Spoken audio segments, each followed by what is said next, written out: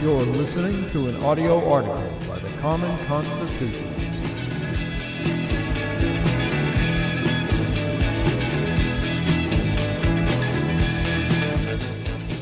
Today's article is entitled, "Is a World War III Just Deja Vu All Over Again?" Are we prepared for yet another war? We might just get one, and I'm not just being hyperbolic. To some, the standoff between North Korea, the United States, and our allies in the Pacific feels like deja vu all over again. It is said there is nothing new in the world, at least regarding world events. It is just history that keeps repeating. And to some experts, the tensions between North Korea and America are eerily similar to that of Japan and the U.S. prior to World War II. There are definitely some similarities and certainly one major difference.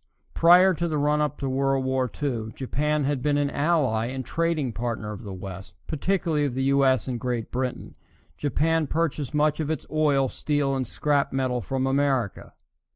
But after Woodrow Wilson, I hate that guy, first denied Japan its share of German reparations from the post-World War I Treaty of Versailles, there was a falling out. Japan had become effectively isolated from the world, and they felt threatened. Sound familiar? Mao's China to the east, Stalin's Soviet Union to the north, and the once Western allies to the south. The difference between then and now is that no one is even pondering to conquer North Korea. Why would anyone want to? But maybe it's not the North they would desire. In an attempt to protect itself and build a buffer between it and its perceived enemies, Japan attacked and conquered much of China's coast, Manchuria, as well as French Indochina, which today is Vietnam, Laos, and Cambodia. It was then, in 1940, that the U.S. imposed an embargo of all oil and metal exports to Japan, and FDR ordered a freeze on all Japanese assets. They were now cut off and desperate. Again, sound familiar? However, a major difference of pre-World War II Japan and North Korea today is that there were at least some cooler heads in Japan at the time. North Korea has but one lunatic at the helm controlling everything.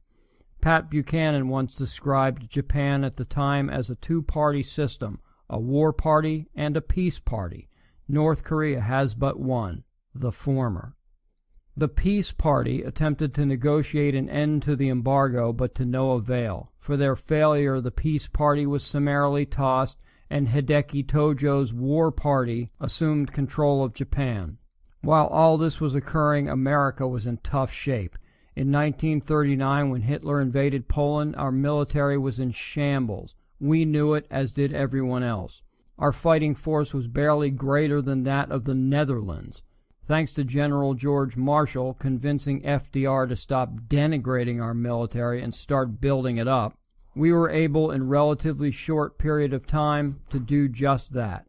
But it was too late for Japan. They were out of options, so they attacked the United States, knowing full well they would be crushed if they were unable to strike a first fatal blow at Pearl Harbor. But when you feel desperate and isolated, you make stupid decisions. Sound familiar? There is no doubt who would prevail in a war between North Korea and the West. The interesting question is what happens in the aftermath. One could easily argue that if a peace accord could have been struck between Japan and America, and it was tried, subsequent wars involving the United States may have been avoided. In the aftermath of World War II, communism spread like wildfire through Asia, taking over North Korea and most of Southeast Asia.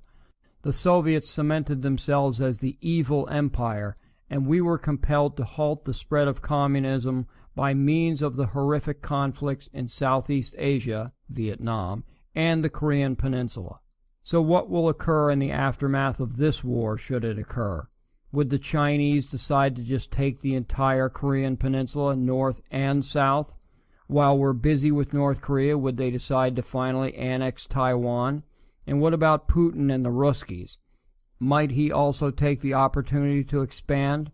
Well, who knows? But there are bad actors in that region now as there were then. And history tells us that communists will always take advantage of any opportunity to expand. Thank you for listening.